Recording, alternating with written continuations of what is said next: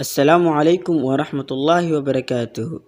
Waxaan idinla wadaagayaa saaxiibayaal dhiirigelin ku saabsan nolosha.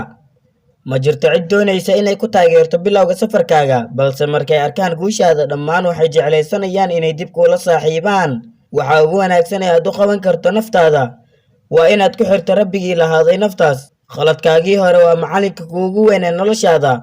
Ma jirto qof guul gaaray ilaa uu yeeshay hadafyo cad uu hiigsanayo kana adkaaday caqabadaha soo wajahay. Nolosha cidna dib uma dhigto, cidna ma hormariso, wax walibana waxay ku xiran yihiin shakhsiga.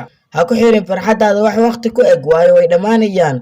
Laakiin ku dadaal raaligelinta Alle subxaanahu wa tacaala, maxaa yeelay Alle mar waliba isaga ayaa baaqi ahaanaya. Lagama yaabo inaad ka guulaysato qof aan marnaba isdhiibin. Dadka guulaystay marnaba lama siin guusha, ee waxay u shaqeeyeen si adag, wayna ku guulaysteen hadafkooda.